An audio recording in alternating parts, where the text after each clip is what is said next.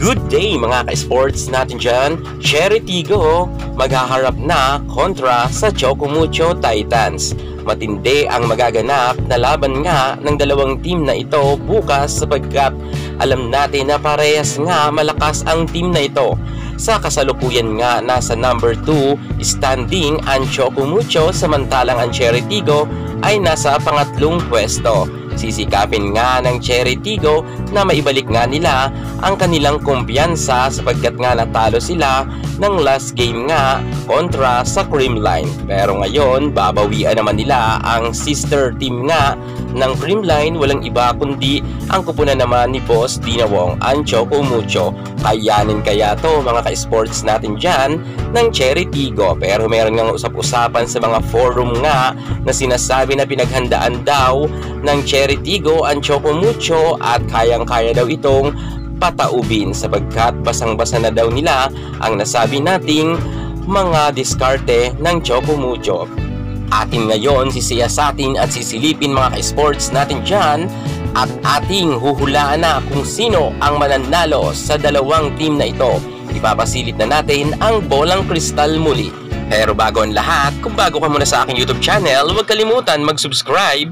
Syempre, i-click nyo na rin ang ating notification bell para lagi kang ma-update kapag meron latest sa volleyball. Susunod na.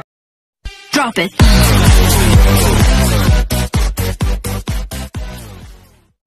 All-Star nga ang maglalaban bukas, Chocomucho at ang Cherry Tigo. Marami ngang mga nagtatanong sapagkat nga ang ating kalkulasyon ay madalas nga tumatama. Ngayon ipapasilip ko naman sa inyo na kung sino ang lalabas sa ating bolang kristal na mananalo bukas. Ang Cherry Tigo ba o ang Chocomucho?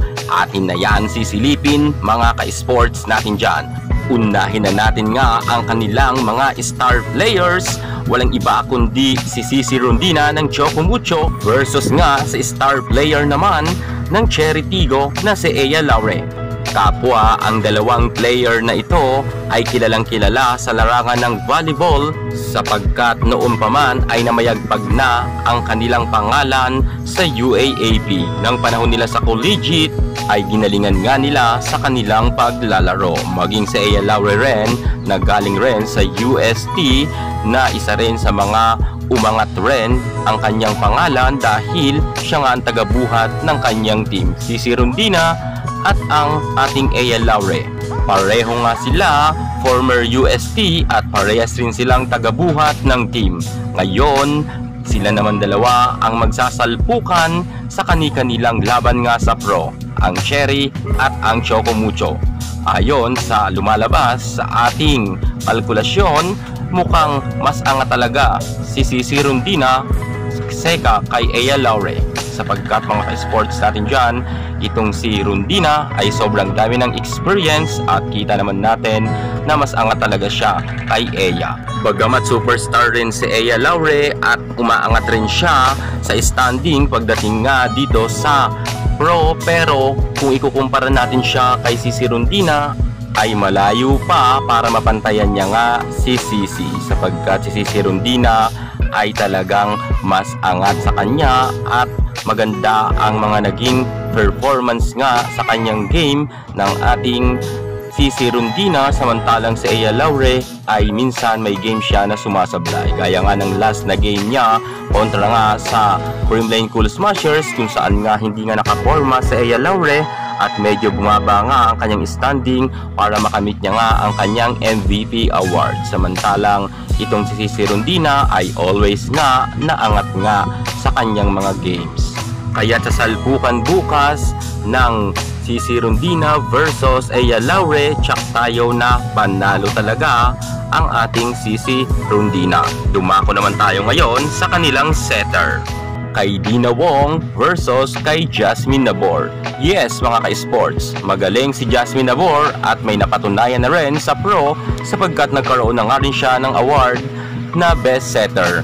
Pero noon yon, ang pinag-uusapan natin ngayon, walang iba kundi si Boss Dina Wong ay mas angat talaga sa kanya sapagkat ang ating Boss D ay madalas nga nasa number 1 spot pagdating nga sa pagiging best setter.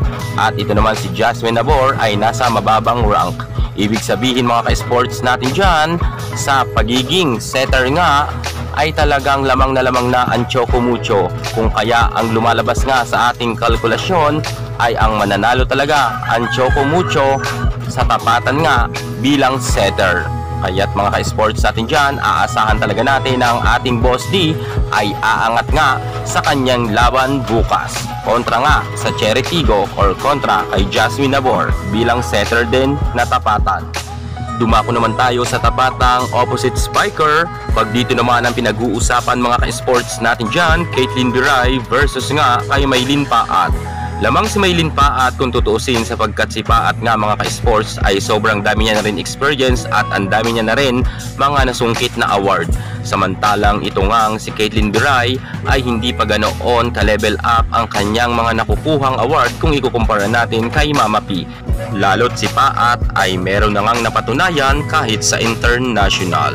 Pero mga ka-sports, may laban yan si Biray sapagkat nga pag nagka-error naman si Paat ay tuloy-tuloy ito. Kung kaya't masasabi ko lang na halos pantay rin ang laban nila sa pagiging opposite spiker. Dumako naman tayo sa kanilang mga middle blocker, ang ating Pauline Gaston versus nga sa ating napakagaling at mga superstar din na si Cherry Nunag at si Maddie Madayag. Of course, meron rin naman silang Chaka Randang. Pero mga ka-sports natin dyan, kung pag-uusapan nga sa pagiging middle blocker ay mas lamang nga ang Choco Mucho sapagkat sinabi ko nga all-star yan. Meron pa yan Micah Ortiz na reserva at meron pa nga silang BDL or Bea De Leon. Kaya kung sa pag-uusapan natin sa pagiging middle blocker ay nakakalamang talaga dito ang nasabi nating Choco Mucho. Kung kaya nga sa laban bukas ay tagilid ang nasabi nating Cherry Tigo sa Choco Mucho sapagkat mas magagaling talaga ang mga player ng Choco. Huwag na natin pag-usapan mga ka-sports natin dyan ang labanan naman sa pagiging libero sapagkat alam naman natin na mas angat nga itong si Tang Ponce. Dahil kita-kita naman natin na madalas nga siya na nasa number 1 spot sa pagiging libero. So ayan nga po mga ka-sports natin dyan ha. Ayan na nga ang ating hula mga ka-sports, ang ating kalkulasyon sapagkat talagang binersos natin ang mga player nga nila kung sino nga ang tapatan nila at sino ang mas angat at mas lamang. 100% po mga ka-sports natin dyan, mas lamang nga ang Choco Mucho, kaya't nga asahan na yan ng mga fans ng Choco Mucho na mananalo nga sila kontra nga sa Cherry Tigo. Pero mga ka-sports natin dyan ha, hindi pa tayo nagkakamali sa ating mga hula kung kaya sure tayo na tatama na naman ito sapagkat iyan nga ang nilabas ng ating mahiwagang bolang kristal. Ikaw sa tingin nyo, sino ang mananalo? Choco Mucho o Cherry Tigo? Kung ako yung tatanungin, Choco Mucho ako. Yan muna ang pinaka-latest natin sa mundo ng volleyball at para hindi ka mahuli sa lahat ng issue pagdating sa larangan ng volleyball, subscribe na. Thank you so much. God bless.